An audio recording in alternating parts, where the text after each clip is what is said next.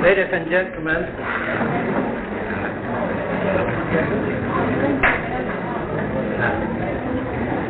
before asking Rabbi Kossowsky to speak, I want to make good an omission. I intended, when I came here, to speak about something, but in my effort to be brief, I omitted it.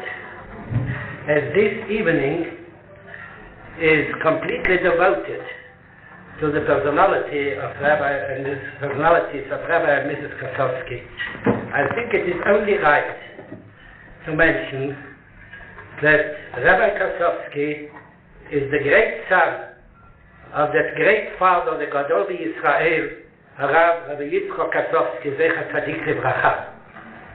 And when I spoke of Morasha, of a Yerusha, an inheritance in the work for Mizrahi and in the work for traditional Judaism, it is a Yerusha of his great father, Rav Kossowsky, Zecher Tzadik Livracha, and he has turned it, as I said, in an Adam, he has turned it in a most wonderful work and most wonderful activities, of which I think the Rabbi Kossowsky, Zecher Tzadik Livracha, and the Tibadei L'Chaim, his mother, would have every right to be very proud.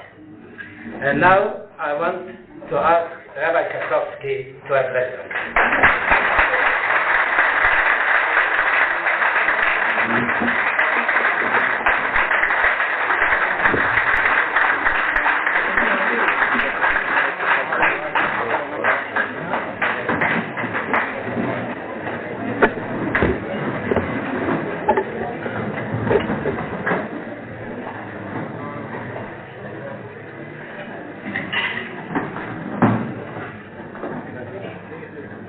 Mr. Chairman, my friend and colleague, Rabbi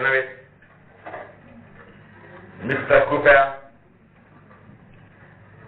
Dr. Burton, Rabbi Bronner, Mrs. Rabinovich, Chazan Kraus,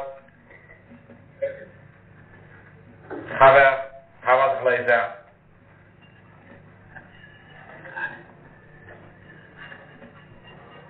Rabbonim, Chazonim, all assembled friends here, and a particular welcome to my young and dear friend, the Talmidim of the Yeshiva, whose presence here I appreciate very sincerely indeed.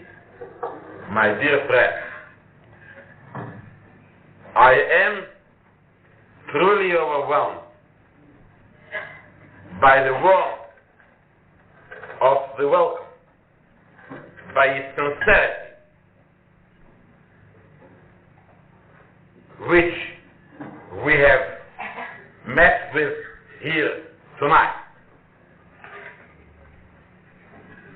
The happiness of this wonderful welcome and the feeling of being back among all of you, my dear friends, to whom Mrs. Kossowsky and I are attached with many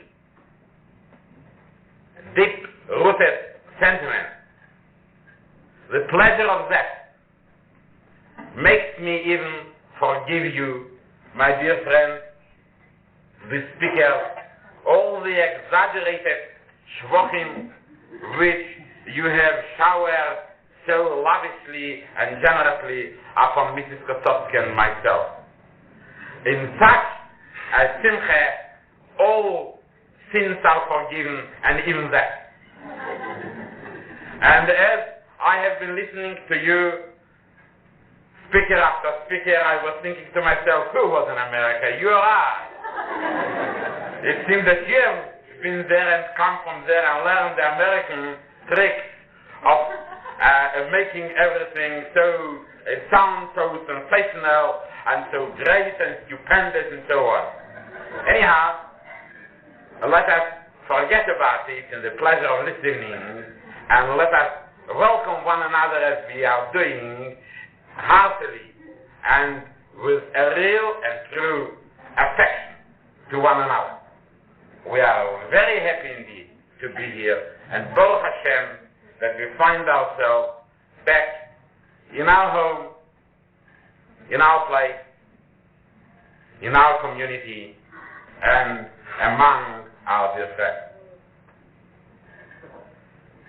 And naturally, as a Yid comes from a long journey, he brings with him gluten, and I have a large number of gluten to all of you.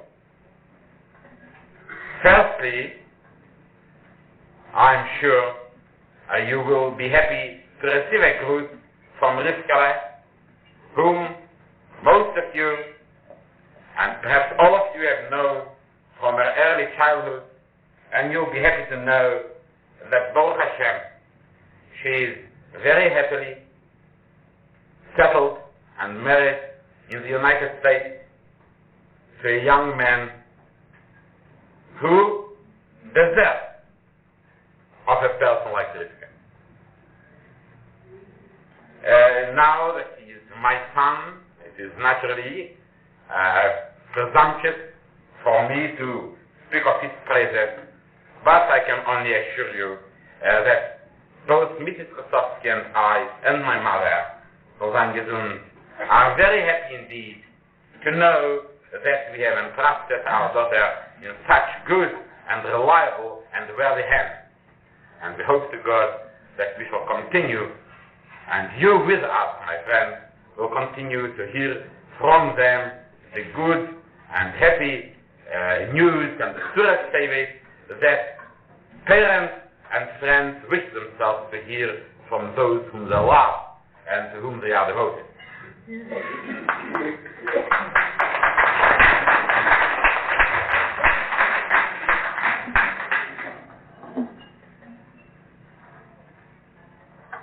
Secondly, I'm sure you will want to know something of what Yidden are doing across the ocean, Me'ever Hayam, in that great community of American Jewry, of which we hear so much, and which now represents half of world Jews, half of the Jewish people came here. It is naturally very difficult within the limits of a short talk this evening to give you a description of American Jewry. Particularly that I still want to reserve some time to tell you something from Eretz Israel, where we have been privileged to spend the last 2 weeks before coming back home. And you know the very old story of two people who returned from a certain town. Well, it is told about Vilna, about Odessa, about other places, that one came back and another came back, and then when one was asked what kind of place is that place, and he said it is a place of learned men, of pious people, even Mizik to Midaven to Melerent and so on. And the other one gave a gruß which was the complete opposite of that. And naturally he defended which side of that particular place the particular guest in question was associated with it. Mrs. Kossowsky and I have been, as you will probably guess, very closely associated with Orthodox Jewry of America and particularly of New York. And New York, if you realize, is a community on Ein Hore of 2.5 million Yidden came here. It is a great community, great in every respect. And I'm sure all of you are familiar with the characteristic skyline of New York. When you see a picture of New York, you don't need an inscription that this is New York. When you see that skyline of tall buildings, skyscrapers, huge structures, you know you are seeing New York. This is the familiar horizon, familiar skyline of New York as a city. And I could say, if I were to give you a diagram of the Jewish community of New York, I would have put it in the same way. Also a skyline of big skyscrapers, structures, something very great, very impressive. Because a New York Jewry has managed, particularly during the last 20 years, to develop in a most wonderful way. And they have created great institutions of learning, great seats of study, of Jewish learning, great yeshivot, which have revolutionized and changed completely the character of American Jews. There is already a second generation of young American Jews who are a product of the yeshivot, young fathers who themselves now have sons who are studying in the yeshivot. It is a new Jewry which is completely different from what was 20 or 30 years ago understood as the characteristic American Jew. If I were to sum up in a couple of words what particularly strikes one when having a close look at American Jewry, at American Orthodox Jewry, I would say that it is the remarkable climate which has been created for the further growth, for the development of religious life. One feels religious life there. And an environment has been created in which it is much easier to be a Somali, to be an observant Jew, to be an Orthodox Jew, to bring up children for Yiddishkeit. This is the great achievement of American Jews. While being there, I was told a lecture which was given by one of the great leaders of American Orthodoxy, the famous Rabbi Soloveitchik, the chief rabbi of Boston, who is also the Rosh Yeshiva of the Yeshiva University. It was a very learned discourse, in course of which he spoke about the dinim of writing a Sefer Torah. And he has developed the thesis that in a Sefer Torah there are two essentials. There is the preparation of the parchment upon which the Sefer Torah has to be written, the cloth, which has to be prepared with kavone. It requires lishmo. It has to be specially prepared, specially made for the sake, for the purpose of writing the Sefer Torah upon it.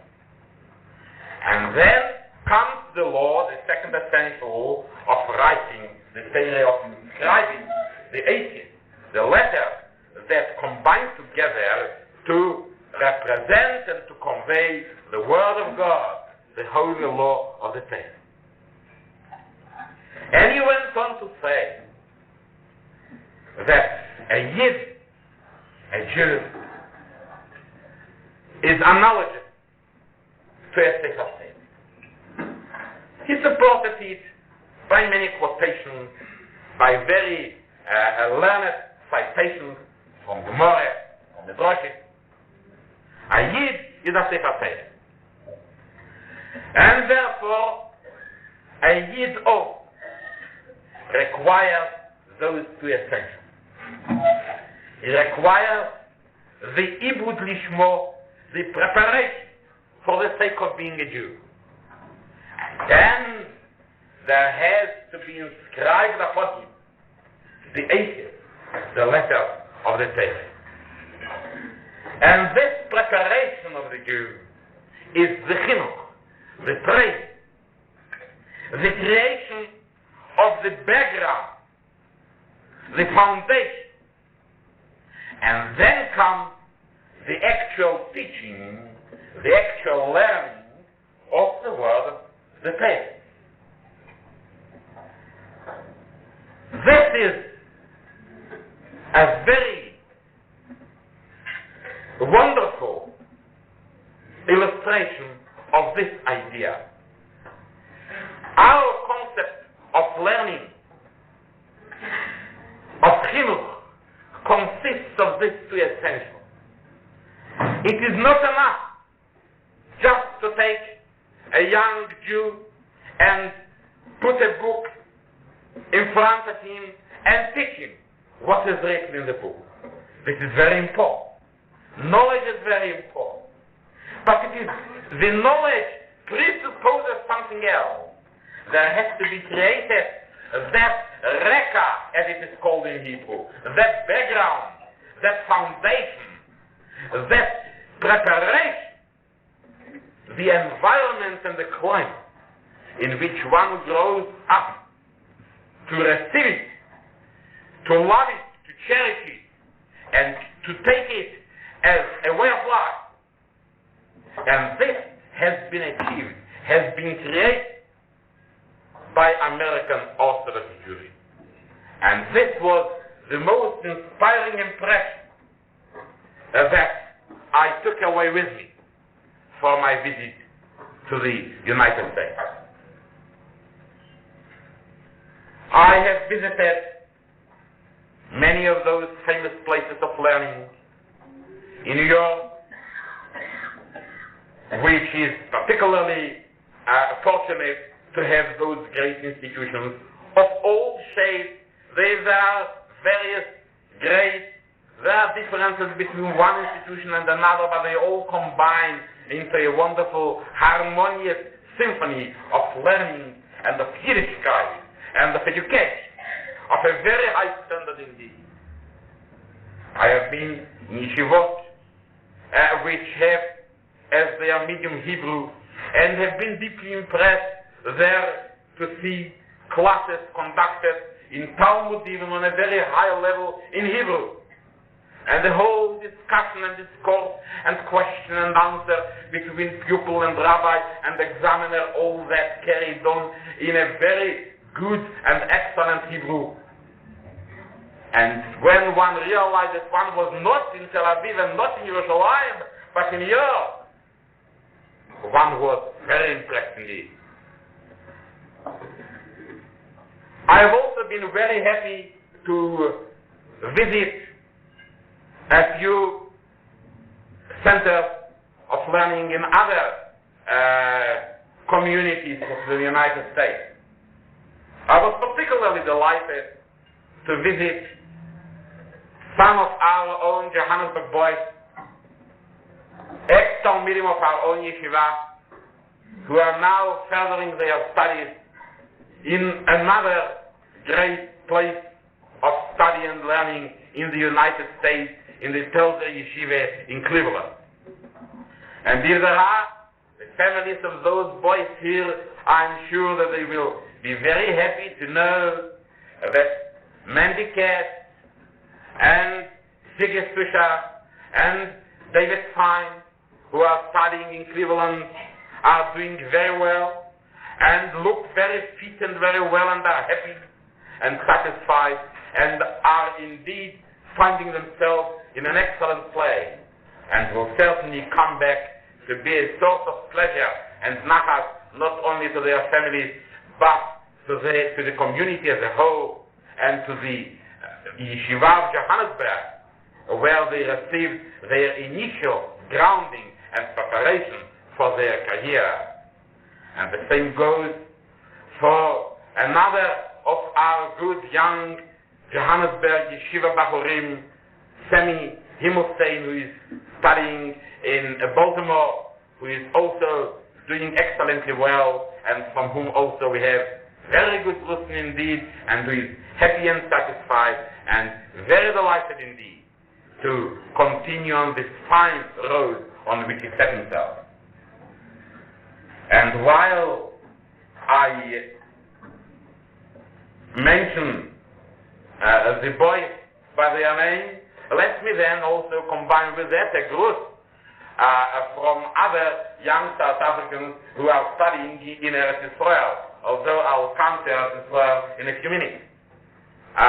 There I met, in addition to my own son, whom I was very happy to see, and find that he is, Baruch Hashem, doing very well. I was happy to find Avi Abramovich, who is a wonderful Ben Torah, studying at Kerem B'Yavne, and another one, also a Talmud of Far Yeshiva, David Katz from Boxberg, who has recently arrived there, and who looks as well and fit as if he has just returned from a holiday. Indeed, I told him that I saw that Torah is not only a gratification for the spirit, but a pleasure for the body, and he's happy and satisfied and delighted. And the Rosh Yeshiva whom I met there gave me a very excellent report on the progress of both of them. And I was very happy to find there also another ex-Johannesburg Talmud of ours, who has spent now a number of years studying in Eretz Israel in the Poniv Yeshiva. That is Jack Ross, whom I'm sure many of you remember, and who is now, I'm sure you'll be pleased to know, a lecturer in philosophy at the Bar Ilan University, and who is also is certainly accounting himself very well indeed, and I'm sure he has a fine career in front of him. And so, as you see, this South Africa, this Johannesburg community, which not so very long ago looked to be so remote and far from a yeshiva and from learning and from study, I still remember with what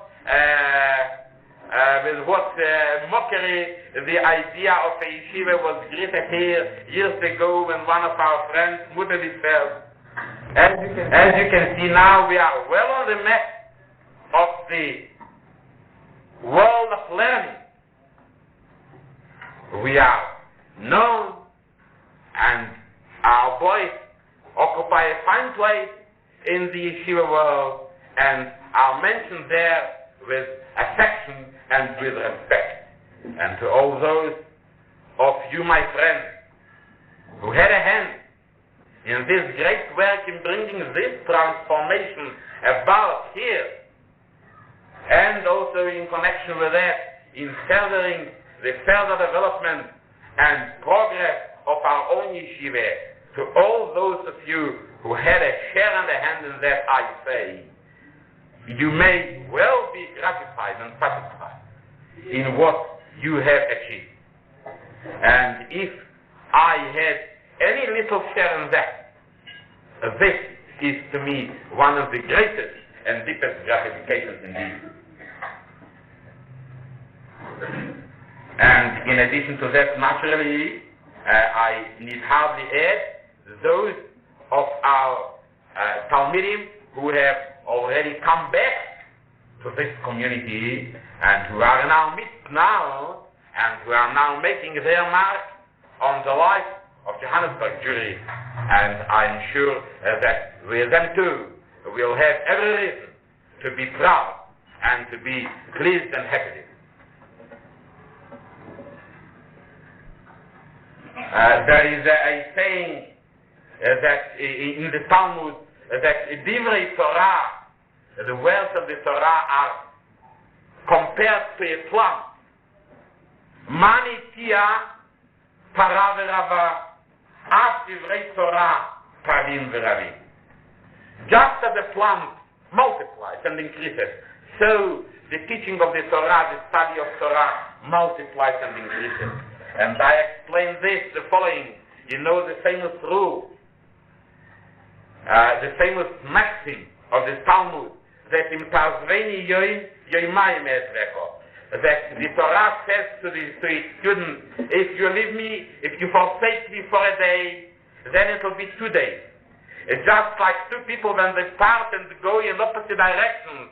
When both of them walk a distance of a day, then they are separated by a distance of 2 days, because each one of them was walking a day away from one another. So it is a distance of 2 days. And so it is in learning too. If one departs from learning, then the departure multiplies. The rate of forgetting and the rate of separation is greater than the actual time. And in the study, it is just the reverse. It is remarkable that the work and effort of the put into furthering study and Yiddishkeit yields greater fruit and greater result than the actual time and the actual labor put into it. It has the faculty and the power of increasing, of multiplying.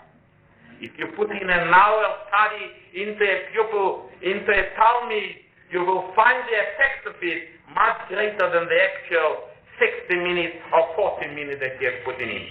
This is the great blessing, the great power of study of the Torah. And it is seen now in the community of America, where many hundreds of rabbis have been giving their work, their heart, their dedication, their devotion over a number of years.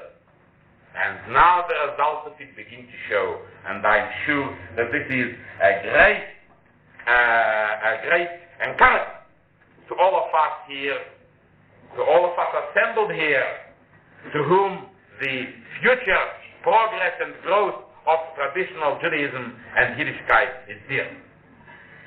And let me now come for a moment to the Mizrahi itself, seeing that this is particularly a gathering of Mizrahi friends and under the auspices of this organization.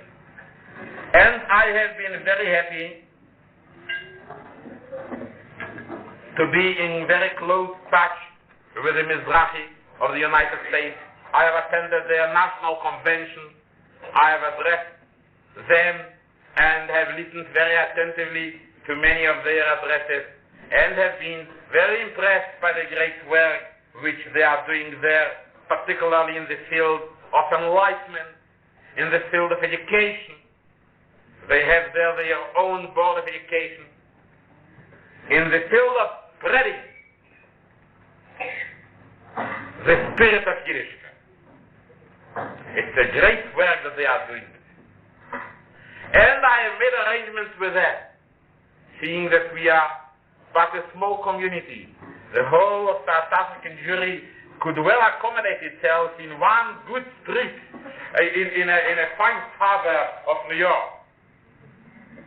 And seeing that we are of such proportions, I have made arrangements with them to consider us a branch. And to treat us as such, to keep us informed, to send us literature, and to generally bestow upon us of their experience and of the American know-how. The Americans at least think that they know how to do everything. And they know how to make us think that they know how to do everything. And so I was very pleased indeed when they have agreed to treat us as such, and I'm looking forward to seeing the results of this arrangement.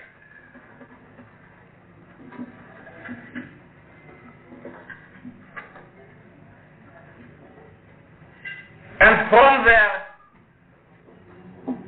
we went to Israel and we saw the Mizrahi work in Israel, and the effect of the work of the Mizrahi all over the world for this common aim of ours. I'm sure Mrs. Kossowsky, who has participated there in the work of the Women's Mizrahi and has been in very close touch with them, will certainly take the very first opportunity of reporting to her colleagues of the Women's Mizrahi on her experiences in this branch of Mizrahi work.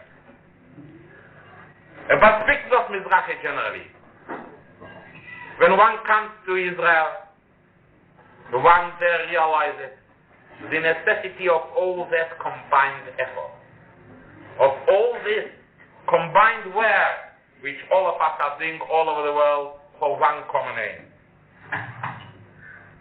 And if one wants to know what has the Mizrahi achieved in Israel,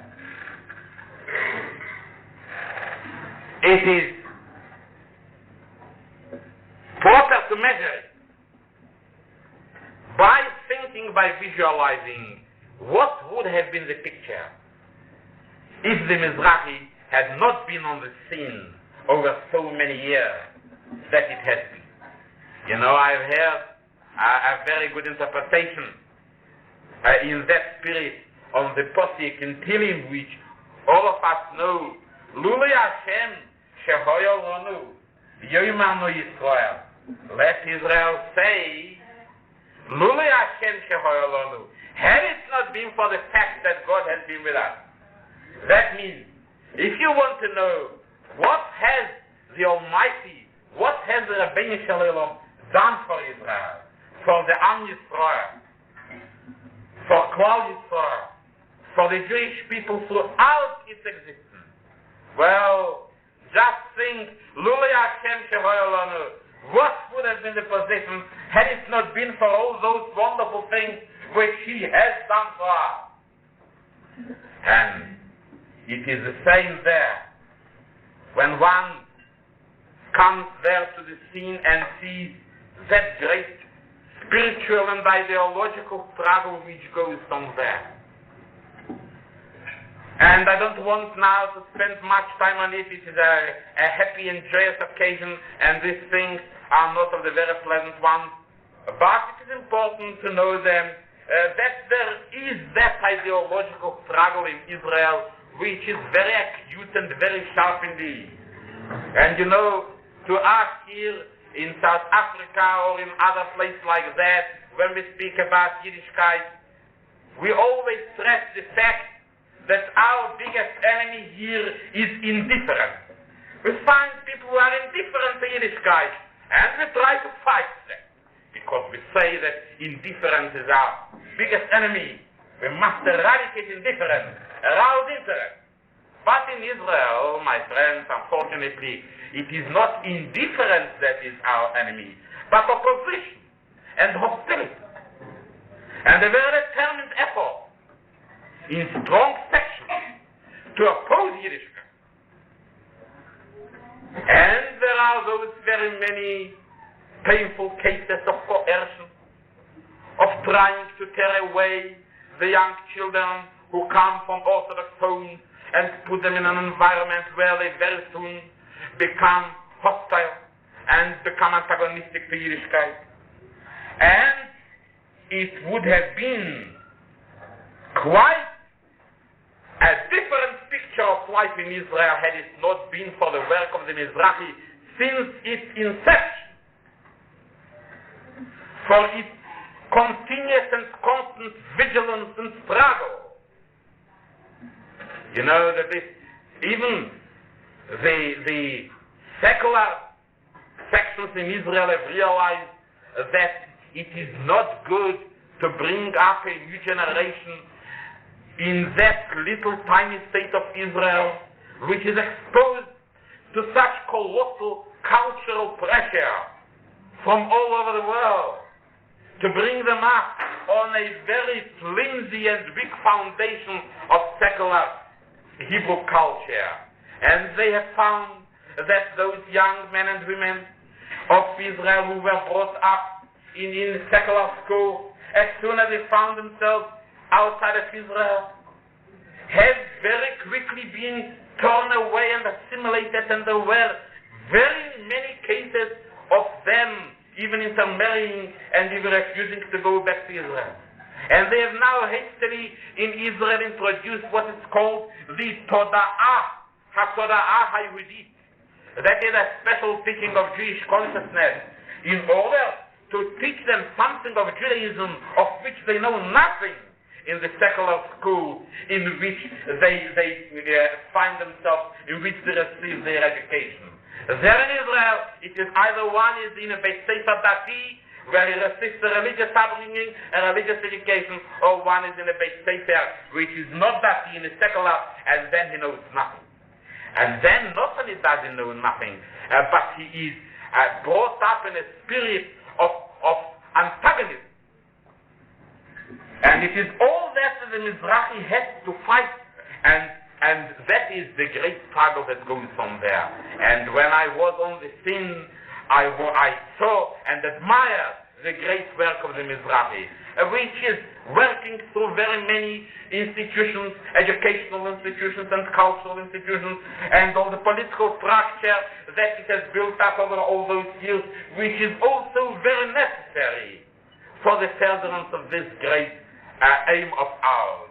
And all that has been built up through that effort in the state of Israel from its inception during these great and glorious 10 years, the whole structure of rabbinic Batei Din and in the field of Kashrut and in the army of Israel, all that has been achieved through this constant effort in which all of us have had a share according to our work.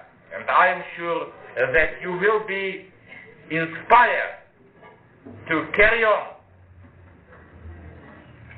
with your work, knowing that we are all working for a very great idea. And now the work of the educational work of the Mizrahi in Israel is particularly being carried on through the Bnei Akiva Yeshivot, which have been built up over the very recent period of years into a very fine network of wonderful schools, of wonderful places of learning. I have visited some of them and was deeply impressed with the spirit prevailing there.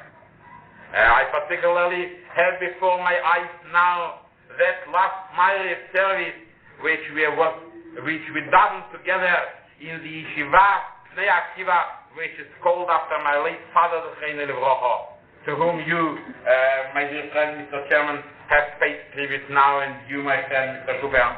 And you'll be happy to know that there is that institution called after him, Nachal Yitzchak, and both Mrs. Kossowsky and I visited it. And there was a little function on the occasion of our visit, and it finished off with a Ma'ariv service and the wonderful Kriyat Shema, and the spirit there of those young Bnei Akiva boys, Talmidim of the Yeshiva, was something remarkable and memorable and very impressive indeed. I'm sure that if any one of you is fortunate to visit Israel, you will take the opportunity of visiting the Yeshiva Nachal Yitzchak and seeing it with your own eyes. And I want to couple that with a growth to you from another institution which is very close to the heart of all of you, and particularly to the Vimes Mizrahi. And that naturally I refer to the Akuzat Sarah, which Mrs. Kossowsky and I visited only a fortnight, only about 10 days ago. And it is, I am assuring you, a wonderful institution. It is an impressive structure, a beautiful structure, one of the few fine structures of this nature in Israel. You see it from the road as you approach Bnei Brak, you can see it from a distance, and it immediately attracts your eye. And you try to find out what is this fine double-story buildings that you see there. Very wonderful, and inside fitted out so beautifully with everything. 3 stories, yes. It's on a hill, and it looks one way. And it is very pleasant indeed to be there with the children who receive their training and upbringing in that great institution. I know of the great and wonderful work that the Women's Mizrahi have done here over years in order to bring that institution about.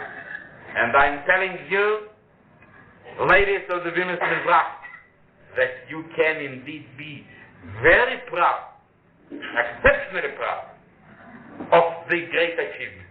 It was worth all the work and labor that you have put into it.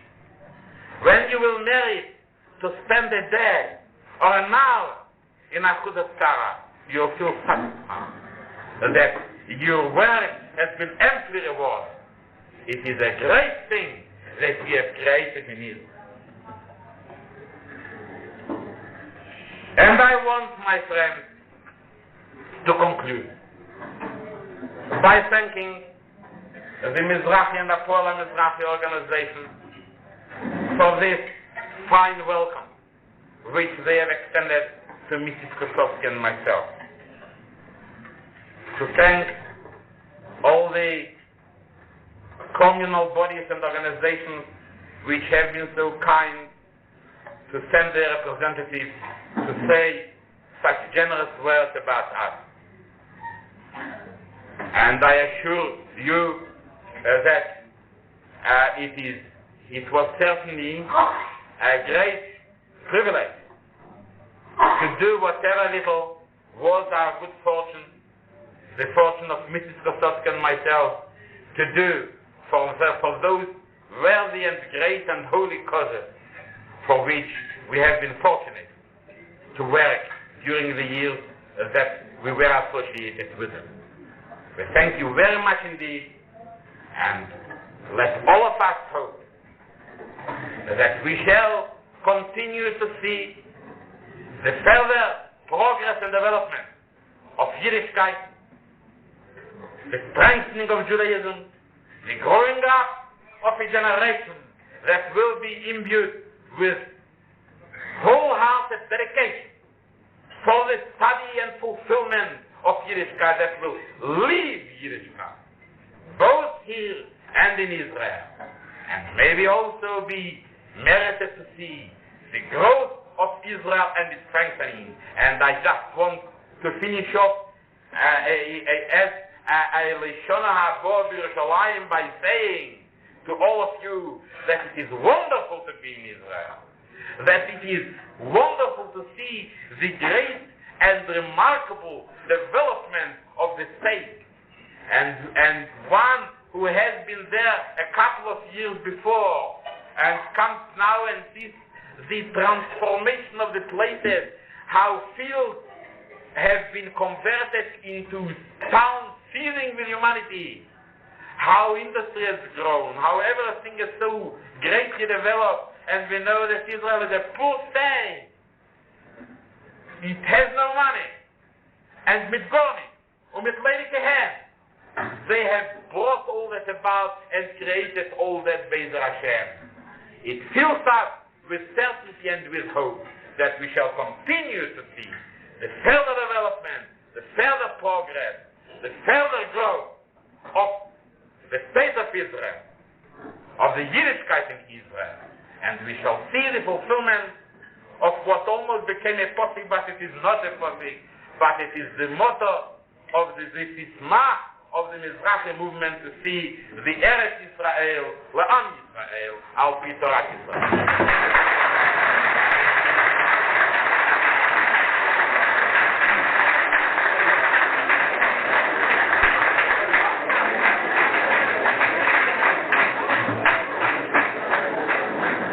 Ladies and gentlemen, we shall now adjourn for tea.